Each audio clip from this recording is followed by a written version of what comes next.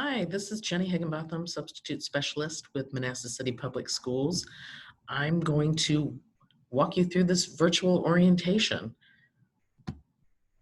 So I'm sharing my screen. Hopefully you're seeing what I'm showing you. This is our substitute orientation for this school year, the 2021 school year. I know that this year is going to be a little bit different, and this orientation is based more on when you actually get back into a classroom with students, but a lot of the policies and regulations will remain the same. And a lot of the information you need is classroom management, all of that will remain the same even if we are virtual. So these are the things we're going to cover today: the role of the substitute teacher, all of these things listed here. I'm not a huge fan of reading PowerPoints directly to people, so if there are awkward pauses or silences, that's because I think you're reading this.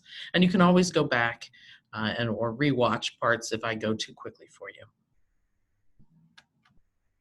So the role of a substitute teacher, if you weren't already aware, is to care for the academic, social, and emotional well-being of all the students under your supervision. That means you're monitoring students at all times, you're being supportive, and you're paying attention.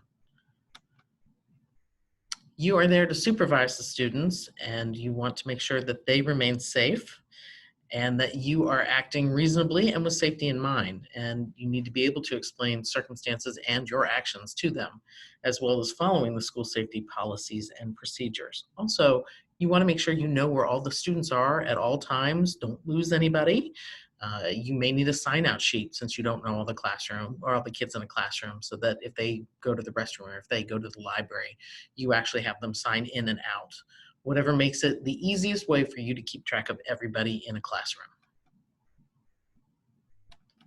So you will be issued a substitute ID badge. You can see one of our substitutes here with his ID badge on.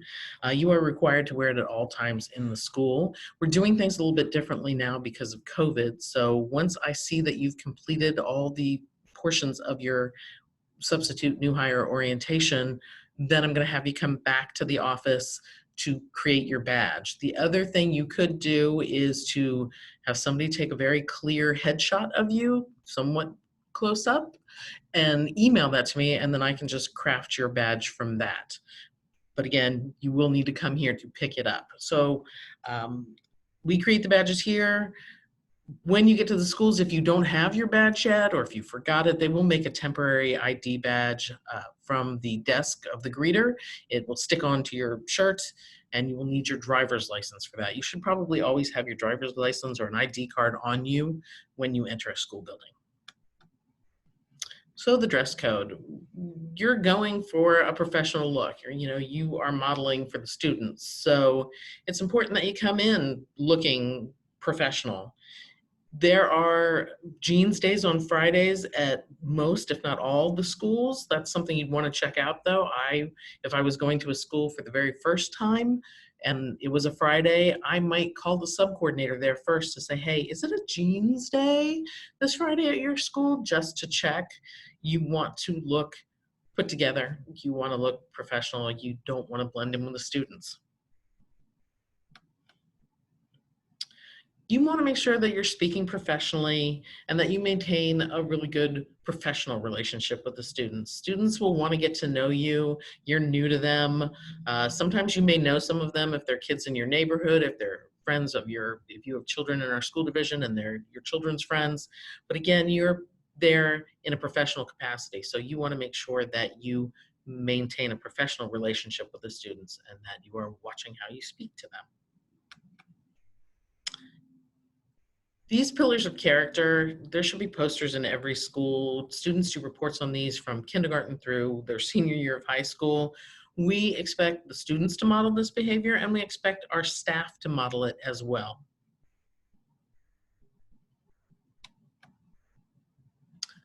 So you are probably at some point going to get placed in a classroom in a subject that you either don't know or not that thrilled with. You still have to be enthusiastic about it. You are a role model. You are coming in and you need to be respectful for the person that you're subbing for, because if you say anything negative, it does get back to the teacher. The kids will tell the teacher the next day the teacher's back. You want to be respectful of the students. This is very important. In Manassas City, we have a wide range of students. We have some students who come from situations that are poverty level. We have very well off students. We have students that don't speak English as their first language. And you need to really be respectful of all students. I always go with treat people how you'd like to be treated. And that goes a long way, especially with kids. They can tell when you don't like them. They can tell, they sense things off of substitutes. So really, if you approach things with respect, it goes a long way. Cell phone usage. Cell phones, this is, I'm talking staff-wise at the moment, cell phones should not be used during instructional times or when you're supervising students anytime. That's on the playground, that's in the lunchroom. If you are on your lunch break and you are in the teacher lounge or you are alone in a classroom, you certainly may use your cell phone. We don't have a problem with that. But it is when you are in the company of students, your cell phone should not be out. With that said, I use my cell phone as a pocket computer. And I know that if a student asks me a question that I might not know the answer to readily, I would probably first think to pull out my phone and Google it. Well, the problem is if there's a staff member walking by that classroom and they see you, the substitute, with your phone out, even if you're Googling an answer for a student, they just think, oh, there's a sub sitting in there on their cell phone. So your best bet, if you don't know something, is to find material in the classroom, use the classroom computer, use the textbooks, whatever you need so that you're not using your cell phone. Now, as far as students with cell phones, that can be a school by school basis, and that is definitely something I would ask a sub coordinator when I get to the school and sign in. What is the policy for students on cell phones in this school? So that I cannot give you a hard and fast for every school on that. So you should check at the school level. There is the Family Educational Rights and Privacy Act, otherwise known as FERPA. It is unprofessional and against the law to disclose confidential information about students.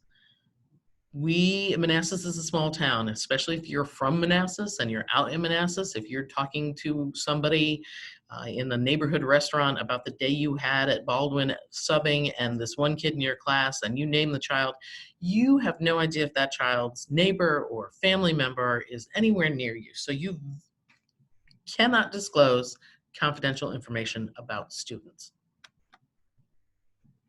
Students should remember that the information is confidential and we don't share it with anyone other than appropriate school personnel. And we are not taking pictures of the students because we need their parents' written permission.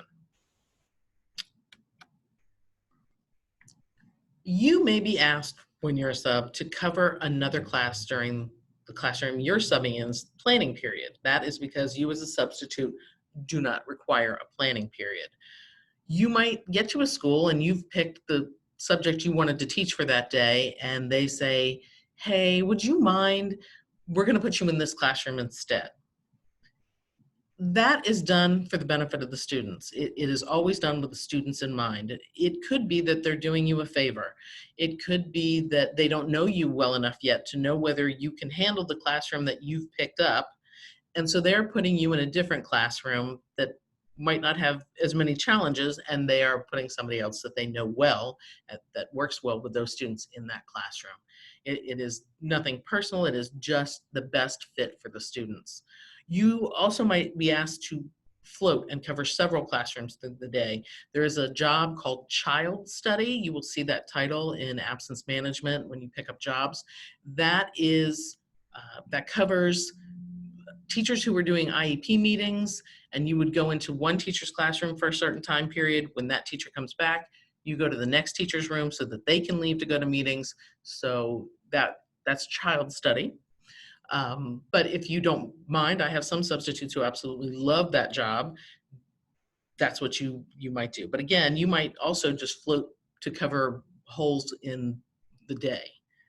If you will pick up a job as a one-to-one assistant, which in absence management looks 1:1 instructional assistant, you would follow one child throughout the day. And this could be for many reasons. It could be a child with vision or hearing problems or mobility problems. It could also be a student who just needs the extra set of eyes on them and that they have an aide who follows them from class to classroom. Basically, we're hoping that you'll be as flexible as you can be. Substitutes often have to be flexible. The substitute handbook is online. It covers all these things you're seeing here listed. You find that by going to the mcpsva.org website. You would look down on the right-hand side in red. There is writing that says substitute with us. That's actually a link. If you click on it, it will take you to the page with the substitute handbook, which is also a link that you can click on.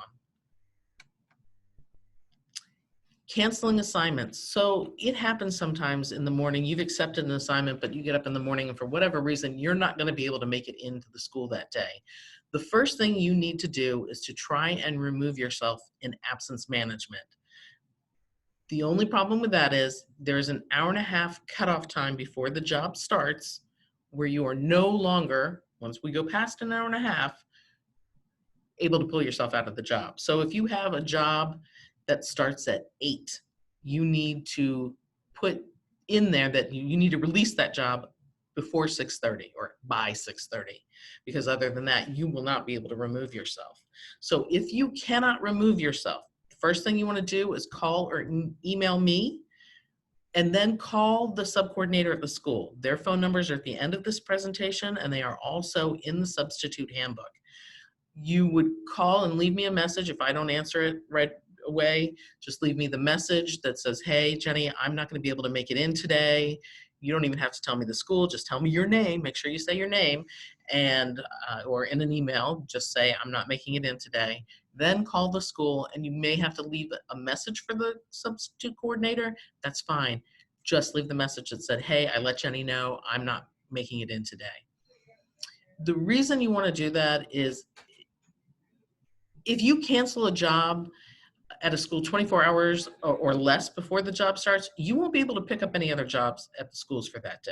It penalizes you because you've quit a job too quickly, or you've quit a job that you took too soon before the job starts. You also want to let the school know because they're waiting for you to show up. You may have a classroom that's sitting there with students in it because they're thinking you're still arriving. If you call me or email me, I take you out of absence management. It opens the job back up. When the substitute coordinator gets to the school and logs in, they will see that you are not coming in anymore. The reason you call the school is if I were to be absent or didn't get your email for whatever reason, you want the school coordinator to know you're not coming in. And the other reason to call the school is because it lets the school know you care. It shows that you really care about the job.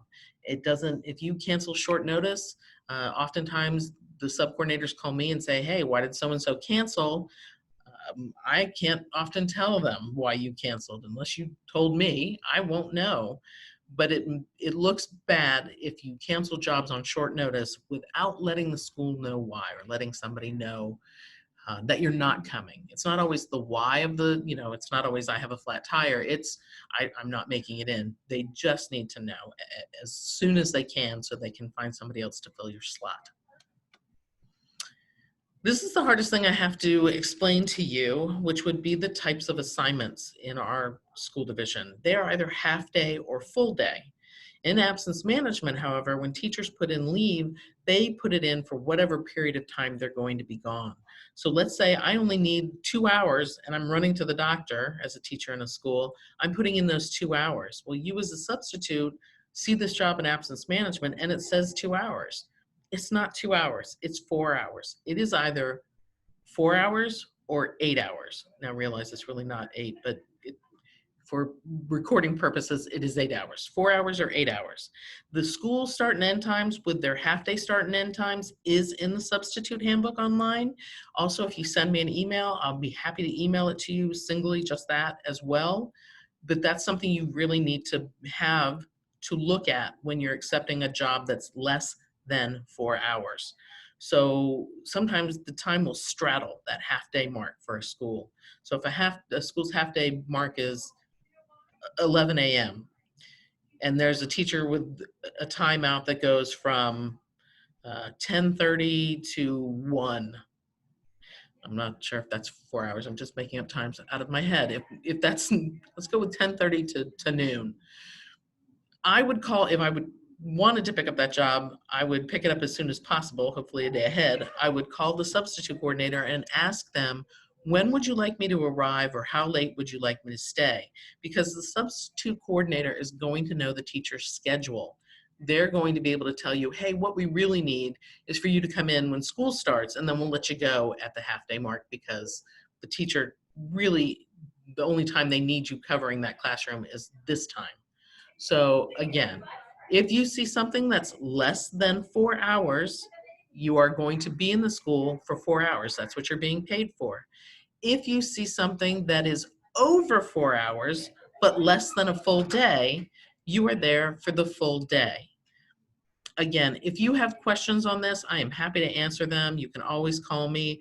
I am going to also set up times for a weekly Zoom meeting. If you would like to have a Zoom meeting with me instead of a phone call where we can look at some slides and we can discuss any questions you might have, I'm happy to help you in whatever way I can.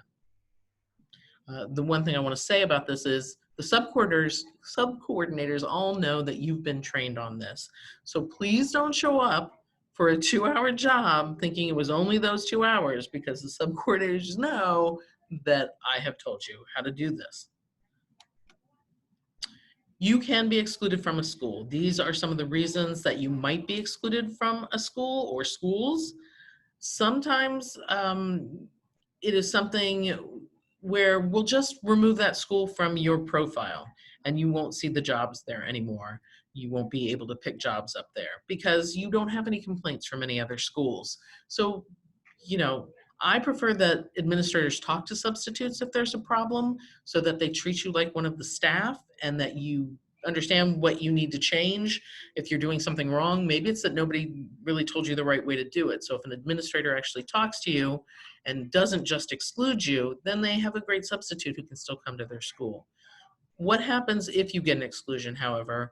You will get a letter from the executive director of HR in the mail, in the postal mail.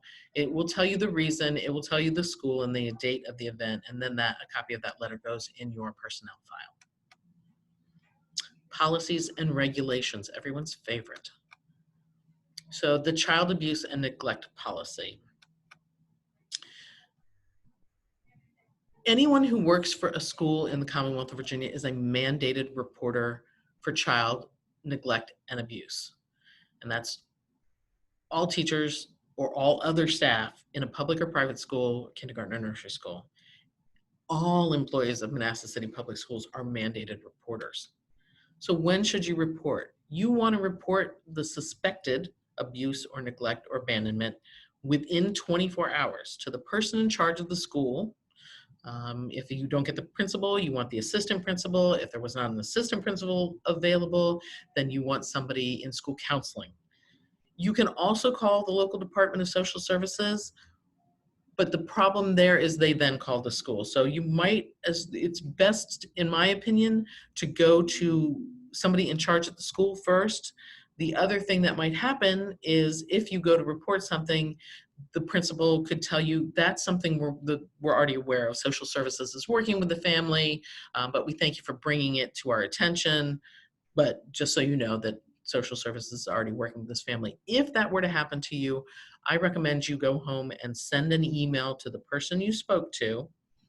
Again, if you need an email address, call me, or you can check on the school's website that says, thank you for speaking with me today about that student I was concerned about. I'm glad to know that Social Services is involved. You may not put the student's name in that email, but what you're doing is creating a record that you went within 24 hours of this suspecting a problem to administration. Because there's a penalty for failing to report. If you fail to report suspected child abuse or neglect as soon as possible, but not longer than 24 hours after having reason to suspect a reportable offense, you can be fined not more than $500 for the first incident and $1,000 for any subsequent incidences. That's why I'm saying if you go and speak to an administrator and they tell you it's being taken care of, or the services has been notified, you want to go home and send that email. The acceptable computer usage agreement. You will be sent an acceptable computer usage agreement to sign that says you are using the division's computer system in support of education or research or legitimate school business. Computers should only be used for instructional purposes. And if students are using the computers during instructional time, you want to provide supervision. You want to make sure that they're working on what they're supposed to be working on, not playing games, all of that. And I don't recommend that you ever bring your personal laptop into the classroom because you might not be able to lock it up when you're not in the classroom as well as you would like. Or I often say things in schools grow legs. It may fall. It may wander away somehow. So again, I would not bring my own personal laptop into the classroom. The computer system, when we say computer system, includes all of these things listed here.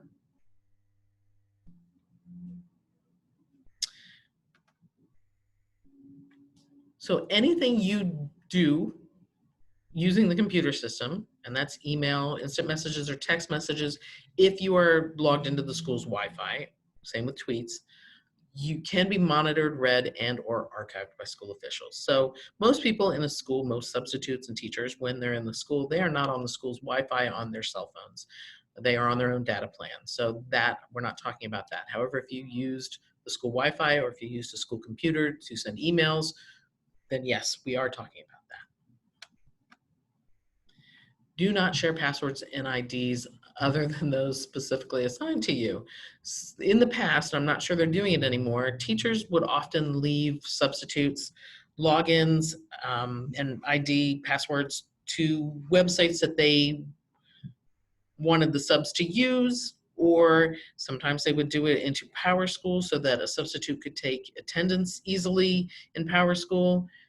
That they're not supposed to do. But the other problem with that is if we had a substitute who wasn't very savvy with the computer and they couldn't log in and they asked a student to then log in, the problem would be the students have better memories than some of us, and they can go back and write down the login and the password, and then we're going to have a very big problem. So again, if a teacher has left you a login and a password for something and you are having difficulty, call the ITTS person in the building and they will come and help you. Or if you can't remember that, call the main office or ask a teacher next door.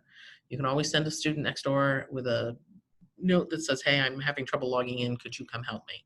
And they can help you log in. Don't go to the naughty portions of the internet. You're not supposed to be accessing portions of the internet that don't promote the educational mission or administrative functions of MCPS during regular working hours. We are an equal opportunity employer. If you have never read the EEO statement, here it is for you to read.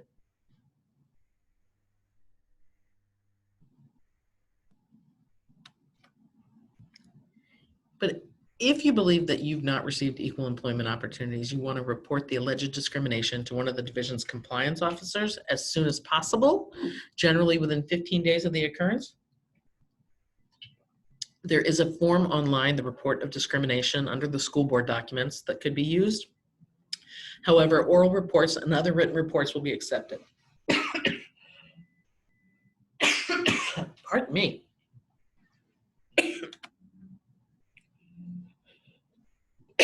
I'm going to get over that. We have a policy in place against harassment and retaliation. I'm going to let you read this while I go cough for a minute.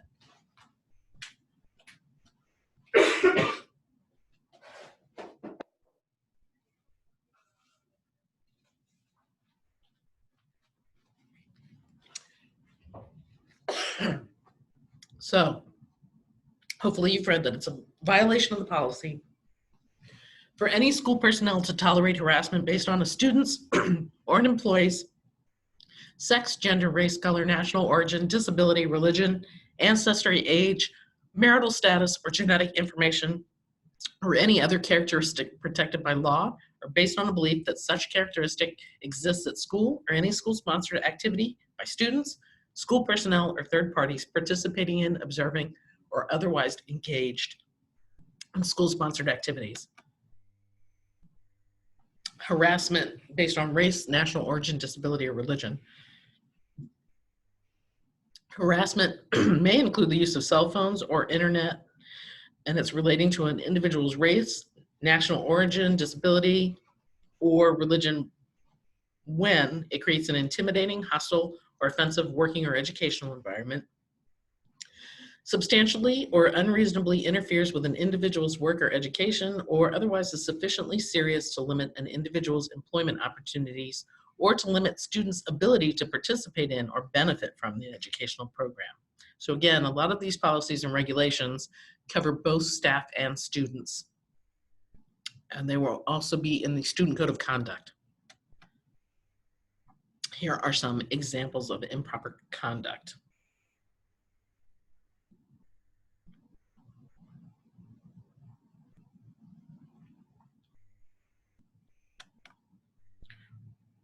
Harassment based on sex. Sexual harassment consists of unwelcome sexual advances, sexually motivated physical conduct, or other verbal or physical conduct or communication which may include the use of cell phones or the internet of a sexual nature when submission to such conduct is made either explicitly or implicitly as a term of condition of a person's job, pay, or career, or submission to or rejection of such conduct is used as a factor in decisions affecting that individual's employment or education,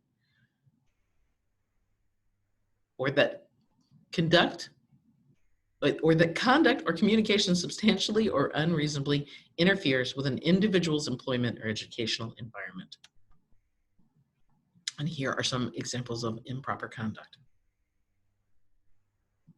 And again, covers both staff and students.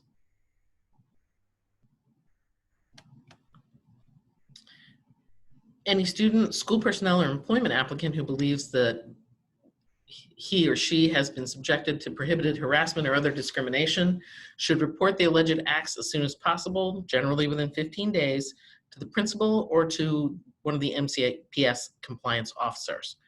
The report of harassment form is online under the school board documents, but you can make a phone call or write an email.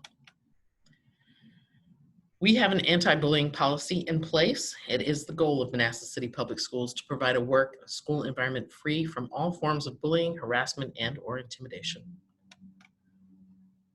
And that includes the bullying of any person while on school property, at school-sponsored or school-related activities, and using electronic technology. Any employee who engages in bullying behavior or fails to report observed behavior involving employees or students will be subject to disciplinary action, which may include dismissal. So it's very easy for us as adults to call out student-to-student bullying, but it's not as easy when it is adult-to-student bullying. My take on that is I have worked with some teachers in my lifetime that their behavior was bullying towards students, and you need to report that to administration. If you're not comfortable doing that, and I understand as a sub how you might not be, or you might not even know the teacher's name, please give me a call. You can just say, hey, I was working today at Metz. I was on the back hallway. It's a teacher in this classroom, and this is what I saw them doing or heard them doing. And I will be happy to call administration at that school and let them know. And I can simply say, one of my substitutes noticed this, said this, saw this, whatever it takes. But we really need to make sure that students want to come to school. And if you have a teacher that is bullying a student or demeaning or belittling a student, that doesn't make a student want to come to their classroom very much. So I want this school division to welcome all the students, that students feel safe in their classrooms. So this is something we really need to keep an eye on. And how do we know if it's bullying? Well, this is how we define bullying.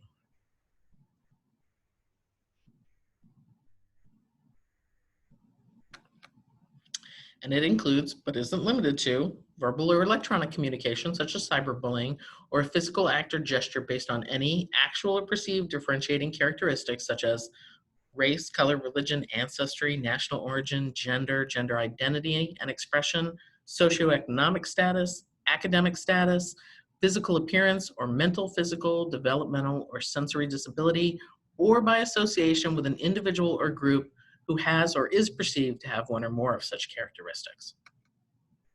bullying does not include ordinary teasing, horseplay, argument, or peer conflict. Any school personnel who believes that he or she has been the victim of bullying based on any of these characteristics listed here should report the alleged bullying to the principal or one of the division's compliance officers. The alleged bullying should be reported as soon as possible, generally within 15 days, and there is a report of bullying form online, but you can also make the phone call or give a written report, such as an email. Additional prohibited behavior. And this is behavior that is not unlawful or doesn't rise to the level of illegal harassment or retaliation, but may nevertheless be unacceptable for the education environment of the workplace. So demeaning or otherwise harmful actions are prohibited, particularly if directed at personal characteristics, including but not limited to socioeconomic level, sexual orientation, or perceived sexual orientation. The compliance officers are Billy K. Wingfield, who is the Executive Director of Human Resources, or Dr. Eric Brent, who is the Executive Director of Student Services. Their phone numbers and emails are here. If you forget this and need this, call me and I will definitely tell you who to contact and where to go and what the emails and phone numbers are. Tobacco products and nicotine vapor products. The use or distribution of any tobacco product or nicotine vapor product on a school bus or school property or at an on-site or off-site school-sponsored activity is prohibited. You cannot go sit in your car in the parking lot and smoke or vape. You are on school property at that time. If you needed to do that, you would need to drive off school property in order to do that. It is unlawful to manufacture, distribute, dispense, possess, or use controlled substances on school property.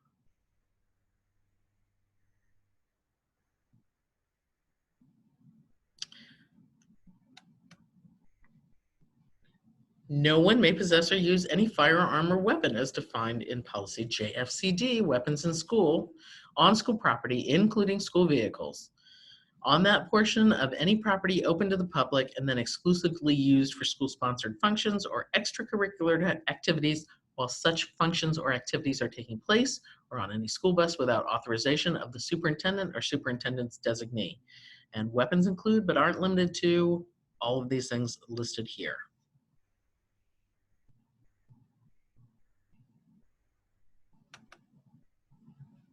So all of these policies and many, many more can be reviewed at the Manassas City Public Schools website. They would be under the school board heading. Then you would drop down and you would see the policies and regulations link. So here's what we're here to talk about, really, having a smooth day in the classroom. I'm going to hope everybody knows the answer to this question, which is every single one of those children matter in every single one of our classrooms. And you are there to make a difference. So we say there are three typical substitute teacher approaches. Number one are the teachers who kind of let the students run the classroom, don't want to set limits, they just want to be friends with the students. That's not really what we want.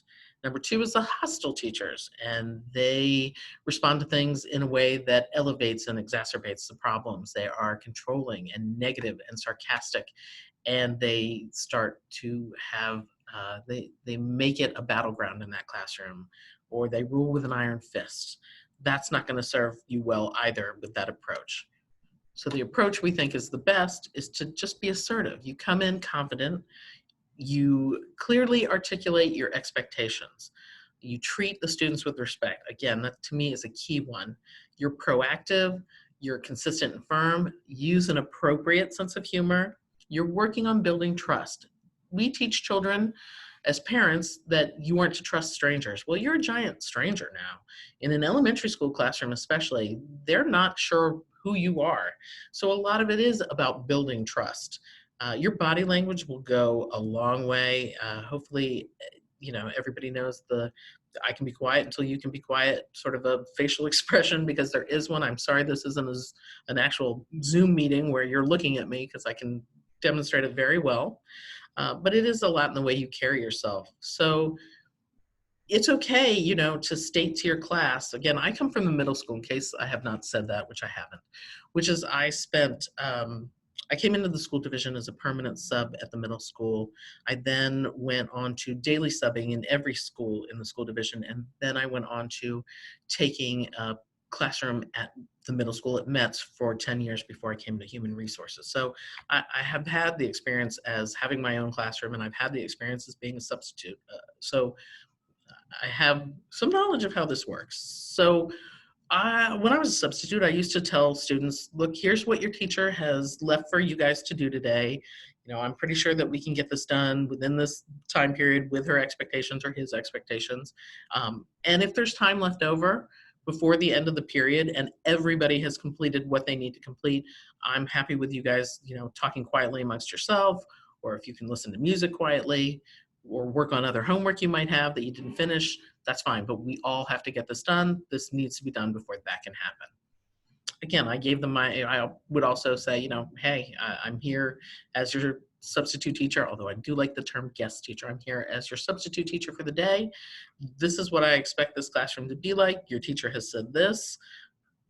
I'm hoping to see that behavior. I have a substitute in our school division who has a brilliant plan where whenever she substitutes in a new elementary school classroom, I think she even works it up into the intermediate level, she comes into the classroom and says, I'm so happy to be here today. I have heard so many nice things about this classroom. I have been wanting to sub with you guys for a while. I'm so glad I have the opportunity today to do so. And the kids will say, you've heard good things about us sometimes? And she'll say, yeah, I've heard great things. And then they'll say, even about so-and-so?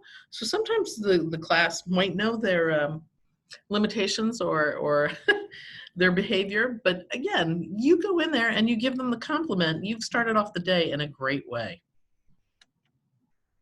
So to begin the day, please arrive on time. If you are going to be late, you need to call that sub-coordinator and let them know how late you're going to be. Because as I said before, there may be a student or a classroom full of students that is waiting for you to arrive and there's no teacher in there. So you need to let someone know. If you're going to cancel, we've gone over that. You need to try and take yourself out of absence management, or call me and let me know, or email me and then call the school. You want to check in at the office, ask questions. If you don't know something, ask questions. Everybody there is there to help. So don't feel silly if you don't know something and you don't know who to ask. Ask anybody. Ask the first person you come to. If they don't know it, they will direct you to the right person. Number 3, follow the sub plans as closely as you can. That is key. I often get emails or calls from teachers that say, why did the sub not follow my sub plans? Well, I was not in the room, so I'm not sure. What did they say in their note is typically my response.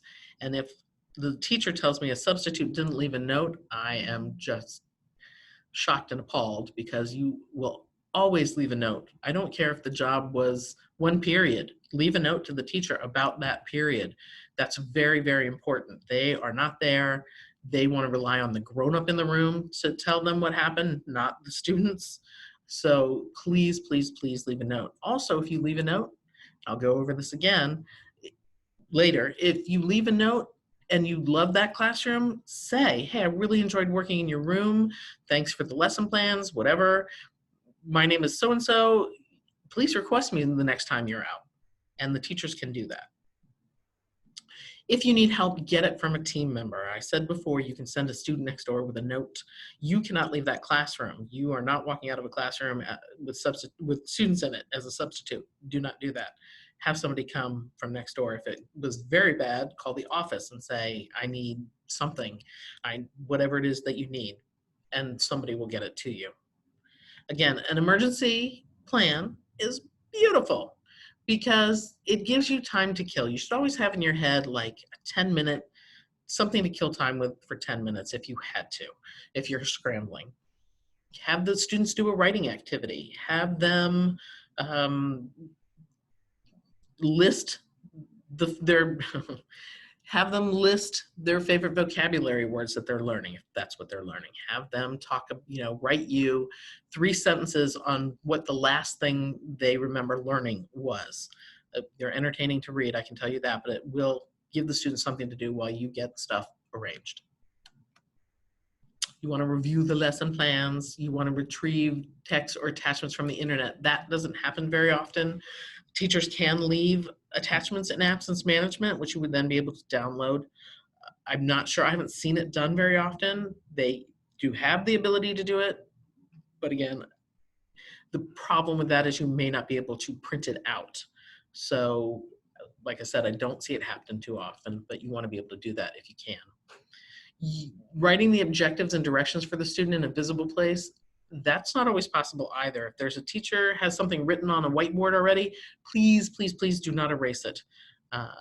It's there for a reason. I would never erase something that I come into a classroom and is already written on the board. If there's free space, sure, write what they need to do on that. If not, you're going to repeat it over and over. If things are unclear or missing, you're going to ask the teacher next door or call the office.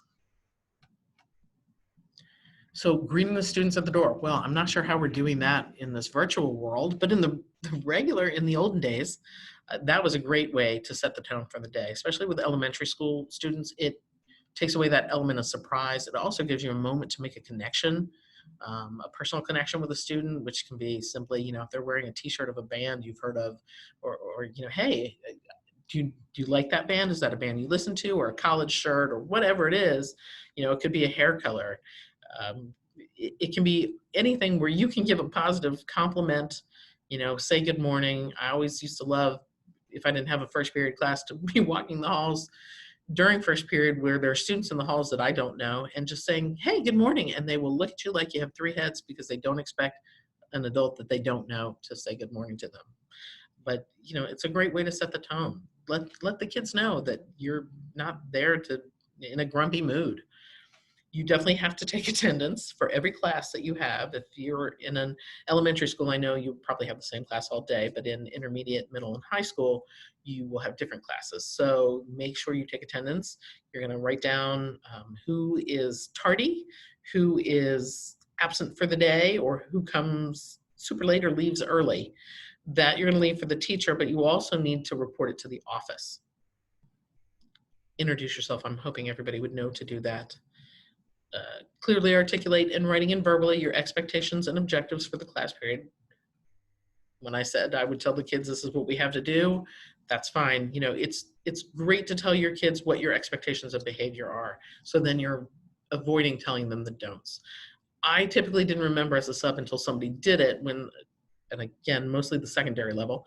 If somebody would raise their hand and say, I need to sharpen my pencil, that's when I would remember to say, hey, if you need to sharpen your pencil, everyone, you can go one at a time to sharpen your pencil. As long as you're not, making a scene of it as you do it, then you're fine. Just go sharpen your pencil. Now, if you're the person who sharpens their pencil to a sharp, sharp point and has to do it 20 times in the classroom, I will come over and touch the tip of your pencil, tell you it's sharp enough, and not have you get up and go to the pencil sharpener for a bit.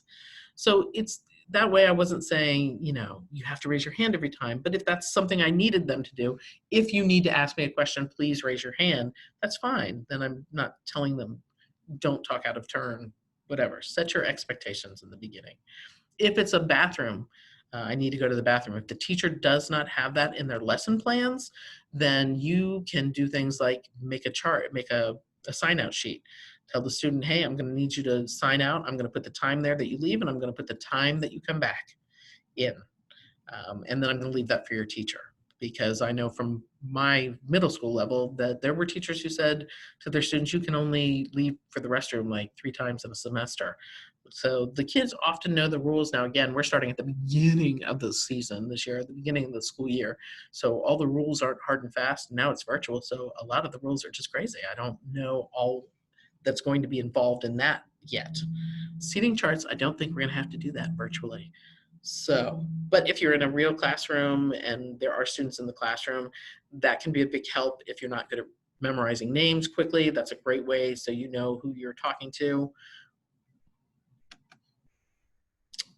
Again, follow those teachers' lesson plans as closely as possible. That's very, very important.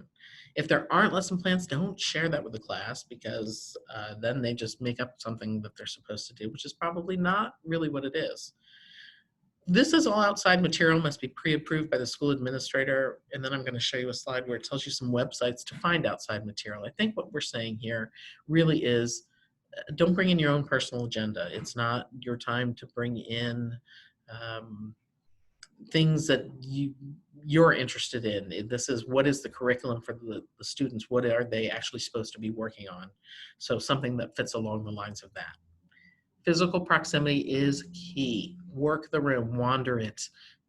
Students often expect a substitute to sit behind the desk or stand behind a podium and not wander around the room.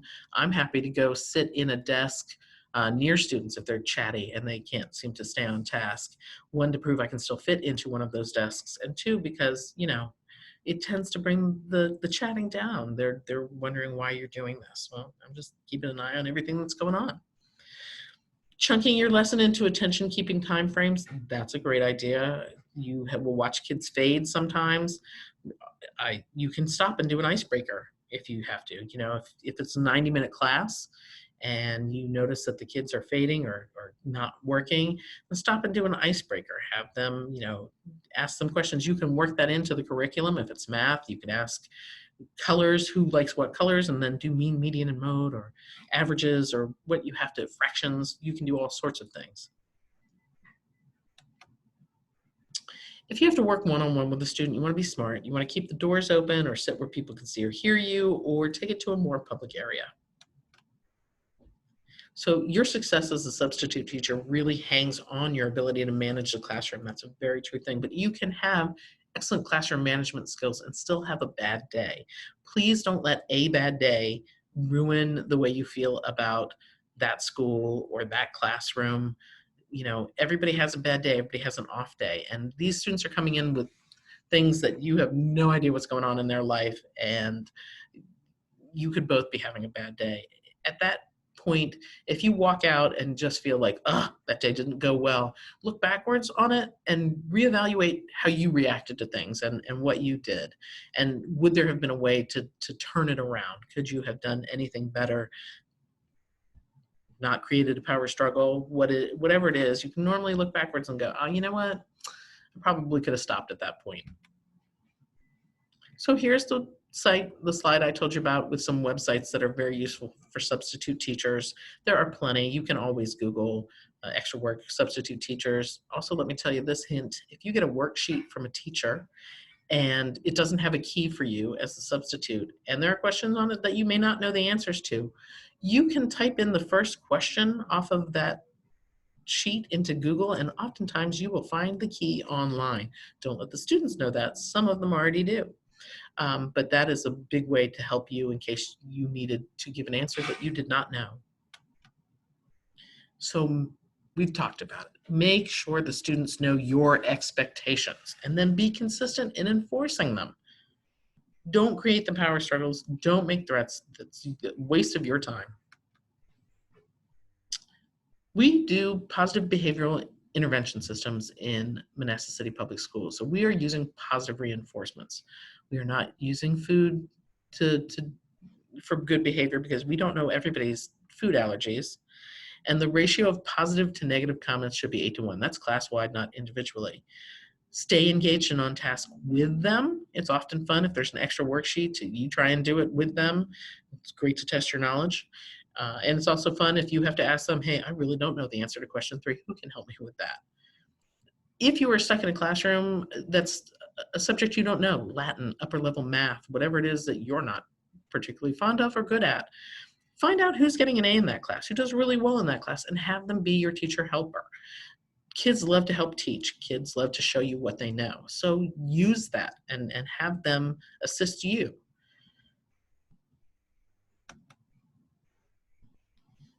We've talked about physical proximity, wandering around the classroom. You want to be sure that kids see you. You're in the front of the room, you're in the back of the room, whatever you need to do. That toolkit is that imaginary thing in your head that goes, hey, if I need to do this, if I don't have any work for that, I know what I can do. And if you don't come in with that, start thinking about it when you're in the classroom, because it will behoove you later on when you get to one of those classrooms where you might need it. You are now a substitute teacher. You get to use that phrase, the bell doesn't dismiss you, I dismiss you. So we're not lining up and waiting for the bell to ring. We are working from bell to bell. Inside your toolkit, that toolkit we talked about. You don't have to bring these things with you. They should often be in a classroom. I'm sure they're even in classrooms now that we're going virtual. These are things that you could bring with you if you wanted. I know some substitutes who do carry a bag with them, but these are things you have. So always, please remember to praise in public and criticize in private. It doesn't do anybody any favors to criticize or be criticized in public. You wouldn't like it as an adult. A student definitely doesn't need it. So the 7 behaviors to avoid: threatening if you don't follow through, very true. If you say, if you guys don't quiet down, I'm going to call an administrator to come to this room, and the kids don't quiet down, and you just stand there and go, do I really have to call somebody to come to this room? Because I've asked you to be quiet. No, they already know you're not calling, because you would have walked over to the phone and picked it up had you been willing to call. And I guarantee you, if that was ever the case, they quiet right down. So go with the positive way. Instead of saying, Johnny, why can't you sit in your seat? I've asked you several times, you need to sit down now. You would say to the group of students who are sitting down, hey, you guys, I really like how you're sitting down and following the directions and getting your work done. That's awesome. That's one way to handle it. You didn't call out Johnny. You just were praising the people who were doing right. Maybe Johnny will get the message. If Johnny still is running around the classroom, I would go, and this is elementary level, I would go over to Johnny and I would say to Johnny, probably down on his level, hey, you know what? You have lots of energy, and that is awesome. When it's recess time, I wouldn't mind trying to run a race with you out on the playground because I think you might even be faster than I am. But in a classroom, not the best plan to run around. You might get hurt or you might hurt somebody else. Plus you have some work that needs to get done. So if you need to go back to your desk and if you want to stand there, that's fine. You can stand at your desk, but I'm really going to need you to focus on the work so that when we get out to the playground, we can run a race together. So give them what they get if they do their work, basically. What is the reward for following what you've asked them to do? How can you steer them in the right direction without giving them a negative? I've asked you so many times, why can't you listen? That doesn't help anybody. Avoid the public power struggles. Middle school, intermediate middle school, famous for this. Sometimes the high schoolers get into it as well. There's no need. There's really no need. If it came down to, somebody who's really not doing the work, your job as a substitute teacher is not to make sure every student in that room produces something to leave for the teacher. Your job is to make sure that they understand the instruction, that you are there to help them if they need it, and you are there to follow the teacher's lesson plan. If you have a student who is not doing the work but being disruptive, have a private conversation with that student that says, hey, I don't know what the problem is today. Is there something going on? If they tell you, figure out how to work around that. If it is, no, I just don't want to do this. This work is stupid. Get to the point. Do you want somebody to help you with it? I can help you with it. If it's hard to understand, I kind of get that, but what can we do to get you? I wouldn't like to see you take a 0 on this. I'd like to see you get a grade for the day. So anything I can do to help you with it or help somebody, have somebody kind of help you with it, work with a group sort of a deal, I'm willing to do that. But right now what's happening is you're disrupting this classroom and other people are having trouble paying attention because of what you're doing. If it's not your day, I'm going to give you a piece of paper to sign that I'm going to leave for your teacher that says, we talked about doing the work, you didn't want to do it, and you can sign your name, and I'll leave that for your teacher. And then you guys can talk about it later. But what I really need is to make sure that everybody else in that class is doing what they need to be doing, and it's not disrupting. So you can have those conversations. If it's not their day, it's not their day. Do not make it a power struggle. Ignoring behaviors that don't disrupt. A lot of pen clickers, a lot of toe tappers, a lot of table tappers. I can put up with that for a really long time, but I know sometimes other students can't put up with it. Sometimes if it's I know for pen clickers, they're not really even aware that they're doing it. If that's the case, you can ask them, hey, you're doing that, right? And chances are they might stop, but it's not, don't call it out as a problem. Just say, that's kind of bothering people.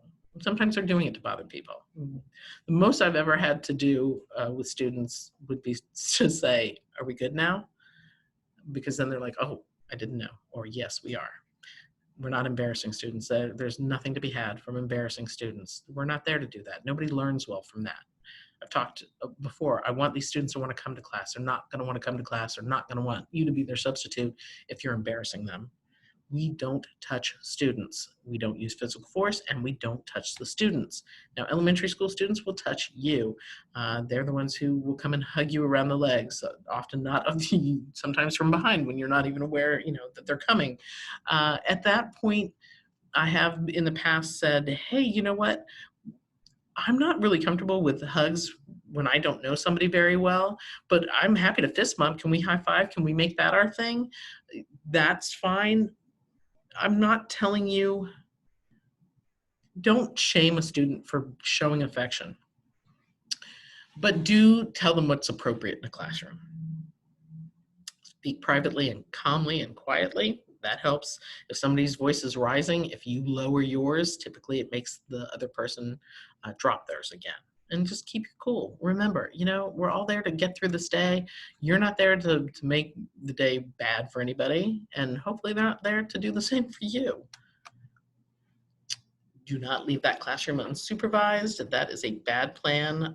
You are not showing a movie that the teacher or video that the teacher did not leave specifically in their lesson plans. You're not sitting there reading a book. You're there to monitor the students, and all of these things that are listed here take your focus away from the students. You are supposed to be focused on the students. Movie day. You do not want to have all the lights out in a classroom on movie day. If you have a classroom with outside windows, you can turn off all the lights and have the blinds cracked so that you can see everybody in this classroom. One thing that'll happen sometimes if you don't turn off all the lights, somebody will say, I can't see it. And then you can say, but you can hear it. We're not giving kids free days. That's a big problem. Independent reading. Prolonged silent activity invites trouble, and not everybody reads on grade level. Not everybody reads in English well yet. So if a teacher were to leave you a plan that said, have the students read chapter 1 to themselves, I tend to take the approach of, who in here likes to read aloud? Because I know I do. Clearly you've been listening to this, you know I do. Then I get volunteers. If somebody is going to raise their hand and volunteer to read aloud, chances are they're fairly proficient at reading aloud. And then I say, well, let's take turns. I'll read a page, you read the next page, you read the next page, and then that's the way we'll read it. And I know everybody in that class then has heard it, so they could answer questions about it afterwards. If we all read it aloud, then it is, so, check for knowledge on what you just read to them from the people who weren't reading aloud.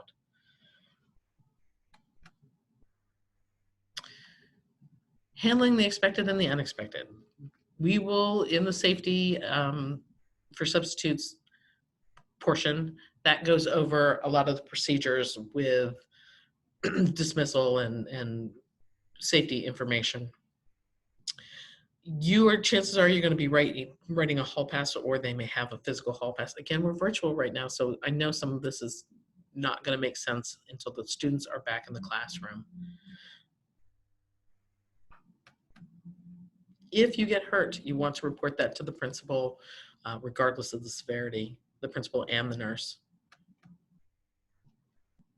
Perfect timing is hardly ever perfect. So collect the teacher's assignments unless you've been specifically directed not to do so. I've gotten calls from teachers in the past to say, why did the sub send home homework? I didn't ask the sub to do that. I don't know, because if it wasn't in their lesson plan, you don't need to do it. If they ask you to collect something, they want you to collect it. If they didn't tell you to send it home, don't send it home. Don't let the kids talk you into it. I know kids can say, hey, it's Wednesday. We have Wednesday folders that go home. Our teacher always sends them out on Wednesday. If the teacher didn't say in their lesson plans, send home the Wednesday folders, don't send home the Wednesday folders. Just say to the kids, tell your parents when they look for the folder that you had a guest teacher today, and the guest teacher said that your teacher, when they're back, will send home that folder.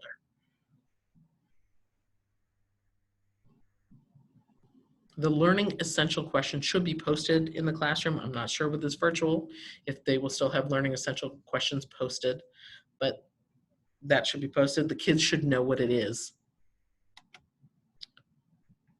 Always leave a note for the teacher. Very, very important. I don't care if it's simply, hey, this is who was absent today. This is who came late. This is who left early.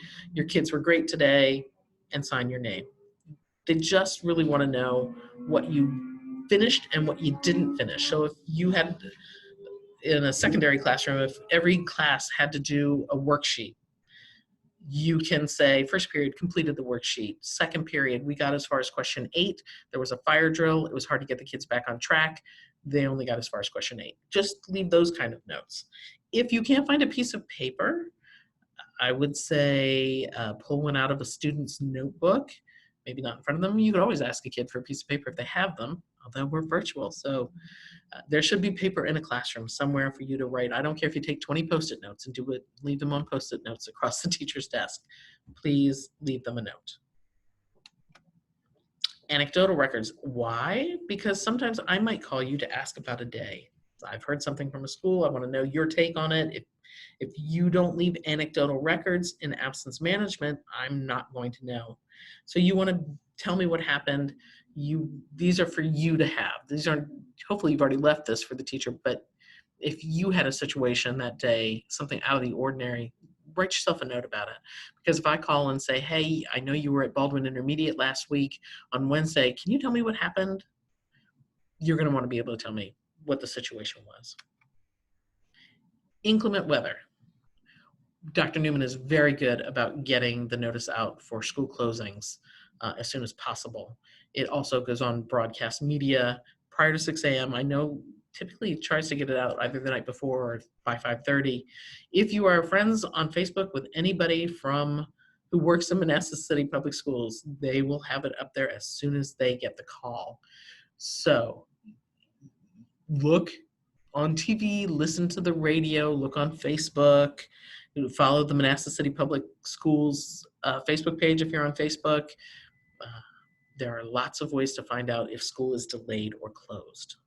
I will send it out in absence management as soon as I hear. So you will get an email via absence management that tells you also. If you've had a problem, I'm here to listen and help you. I've had substitutes in the past call me from a classroom. Hey, this is what happened today. This is what I did. Is that right? I'm always happy to help in whatever way I can. The sub-coordinators of the schools, they're there for that as well. And these are all the ladies who are the sub-coordinators in all of our schools. They are wonderful. They are the people you want to make friends with if you want to work at a particular school a lot, because if you are flexible and willing to work, they would be happy to keep your number close at hand. So that is all I have to share with you. Again, I'm going to do, and I'll send this out in an email, a weekly Zoom time, because I know there's more in absence management we could talk about, even with the presentation you're going to watch in that. You may have more questions. In absence management, there are plenty of videos in the help section to help you with anything, but I'm always here to discuss whatever you need. Thanks so much. Enjoy substituting with us.